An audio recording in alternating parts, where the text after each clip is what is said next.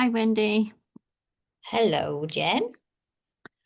So back to our UNI, unrehearsed.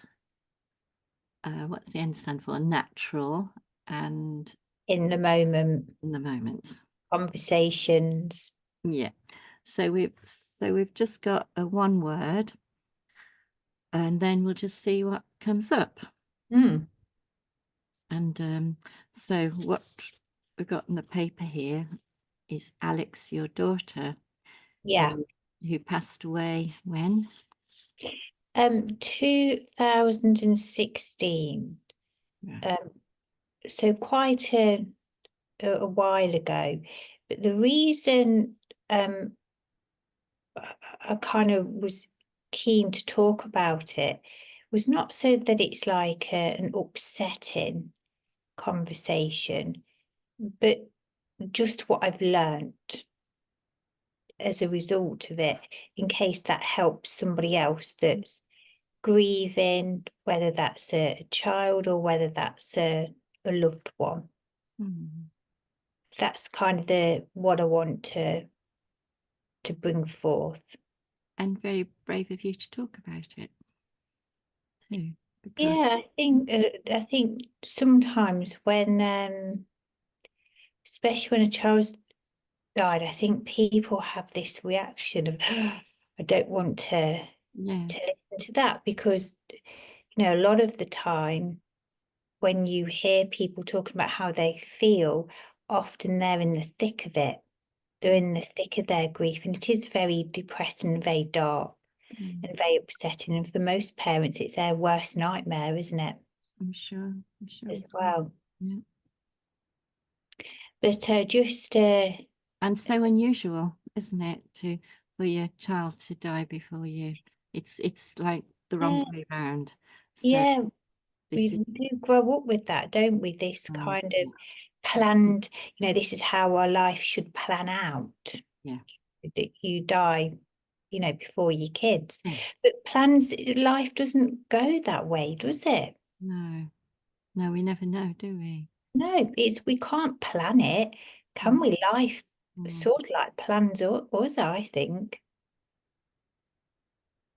And So, this was this unexpected or well, mm, she had been very, very poorly since she was born. She died when she was age 24.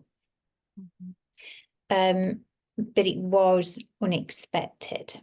She was, mm, um, expected to live until old age. So mm, it was very sudden and it was unexpected when it happened. But Alex had always said that she never wanted to grow up. mm, And she looked like a little girl in the mm, sense that she was very girly and she was quite petite. mm, And she, quite cute looking. So, I think I kind of understood in some ways why she perhaps didn't want to be a grown up. mm, I think she enjoyed the fun. yeah.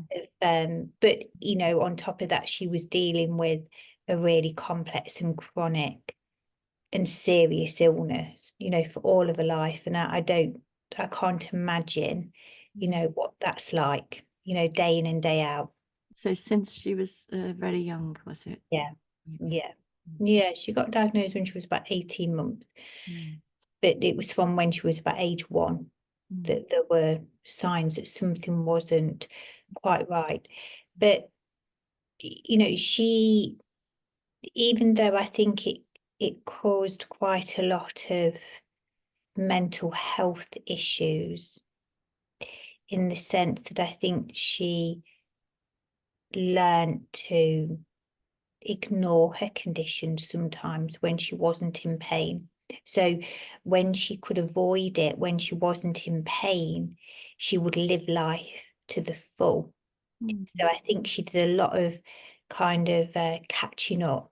If she went out drinking, for example, she'd really go out drinking. If she was going on holiday, she was really going on a mm. holiday and doing everything. So she put everything into her Yeah, life. yeah, yeah. And that's a massive, Mm, lesson in itself Mm. that, she really, really, really did pack So an the times enormous, when she was free of pain and feeling okay, then she'd really enjoy her life and put yeah, everything into it. yeah, Mm. yeah. And, she'd never really experienced ever, I don't think, what it was like to feel well. Um, So, because she she may have had days mm, that she felt, better. she had a bit more energy or she felt better, but actually perhaps to you and I, Mm. that was totally different, her feeling well compared to perhaps my feeling well. My feeling well has been the majority of my life. Her life was the majority of not. So how was that for you, knowing that she was unhealthy and often in pain? Difficult, Yes. very, very difficult. When she died after a while, I might say, Mm. um, I hadn't realised until it left my body how much anxiety I had been carrying for 24 years, because I lived with anxiety every single day, but because it had been around and inside me for such a long time, thinking about her, worrying about her, she'd done this, had a medicine, she'd done this, she's done that. I didn't realise until it left Mm. me, because it was no longer needed, was it? Mm. I didn't need that anxiety going into hospital appointments and test results and operations. I didn't have any of that anymore. I realised, blimey, I probably was experiencing, over and over and over again, just anxiety, trauma over and over and over again, but there's nothing you can do. No, it was constant for you as her mother As with her. and Yeah. her. Yeah, I mean, she was used to it, as you say, that was all she'd known. Yeah. And but for you, just after she was diagnosed, it was a Yeah. constant worry looking after her and thinking about her constantly. Yeah. And when she was born, of course, as any parent knows, don't they? You're worried sick Mm. about your baby. So, for the whole of her life, Mhm. so that actually was, I know it might sound a bit wrong, but it actually, that bit felt nice, Yeah, that the anxiety lifted, yes, bit and it was relief. quite noticeable on me. But I'll also say that, which I think is quite common, I went off and sat in a mediumship circle for 5 years. That's training to be a medium. Mhm. Probably about 2, 3 years after Mhm. Alex died, and I've learned that that's quite common. Now, I didn't do it to hear from Alex. Mhm. I just knew Alex was okay. I felt her. I felt her go make the transition. Um, I felt to make that transition. I felt that it was her choice to go, that how it all ended. I was blessed that it was quite beautiful. That's She nice. passed over, that I was there, thank goodness. I can't imagine, probably wouldn't be in the same place if I hadn't have been with her. But I'm it's so, I'm so beautiful. pleased, Wendy, that you felt that that you were with her. You had this strong bond, Yeah, and it would be particularly strong because of her health. yeah, very much so. Constantly thinking of her and with you, and Mhm. there's always anyway the mother and child bond that's Bond, yeah, and for yeah, you it would be stronger because of the health reasons. yeah. And I'm so delighted that you felt this, that was the right time for her to go, and that you felt that she was okay. Yeah, I was, once I started thinking about that, it just became obvious to me. Now, don't get me wrong, it did not stop the grieving. And I think that's something really important, because you do have to grieve, and it's hard and it's painful and it's very, very difficult, even though you know that they have transitioned in a beautiful way, you still have to grieve. Yes, because you're missing that And it's person. real, yeah, and it's real and it's hard, and it's difficult. But I know that throughout the whole of my life, I remember as clear as day after she died, thinking to myself, this is it. This is what's going to unravel me. And I had a thought of seeing myself in a psychiatric unit, because in that moment in time, I had no idea what was going to happen to me, how I was going to feel, how I was going to get through it, because the only frame of reference I'd got was my training. The grief, you go through these stages, it takes a long time, that if a child dies, you never get over that. You know, you're never going to overcome that. They were the sort of messages that I got. But you do. And I surrendered, and I just thought, right, okay, if this is going to be the unraveling of me, there's nothing I can do. Just go with it. Wendy, that's really advanced. Well done. But it was almost like, I know at the end of it, I'm going to be okay. No matter what happens next, wherever I was, you know, however I was going to end up, I knew I would be okay at the end of it. And that's your faith, isn't it? Yeah. Yeah. You've always had your faith, always. Yeah. Yeah, I think so.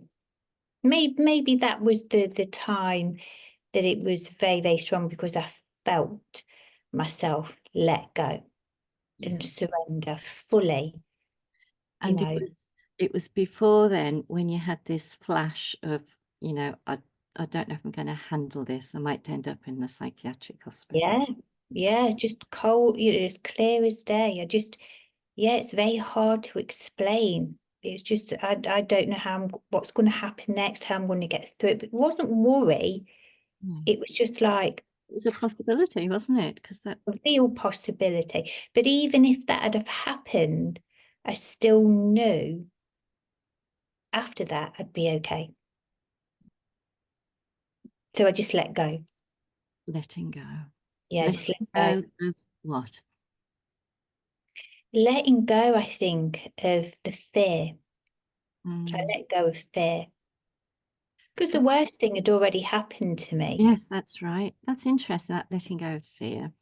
Because I was listening to a thing the other night about phobias. Oh, yeah. Phobia means fear. And the main reason we have fear is because we don't understand it. Mm. And we don't know where this person goes when they die. Yeah. How did you handle that part? Not knowing, not really knowing, even though you felt that she was okay. How do you handle this, but we don't know anything for sure? Or do we? I just knew. Hmm. I just knew. I just, the fact of how it happened, there were so many coincidences Yes. of how it happened, when it happened, and everything was taken out of my hands. So the whole thing about her dying, there was not one single thing I could do about it. I had no Wasn't it? decision to make. Yes.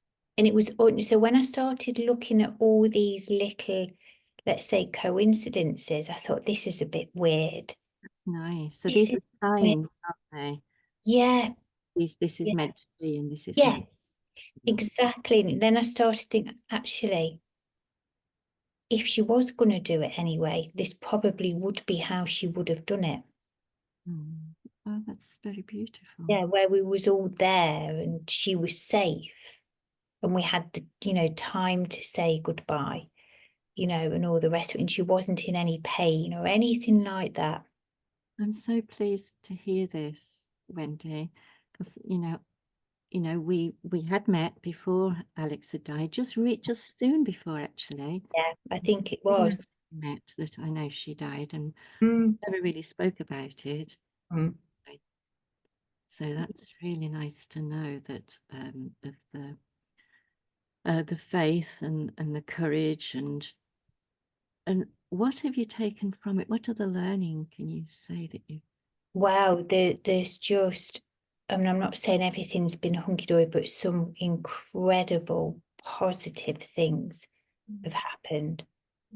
I mean, really big, life-changing things have happened to me in a good way since she passed away. And it happened very, very quickly. So within a year of her passing away, my life completely changed 360 degrees So it for the was better. like this was part of the plan.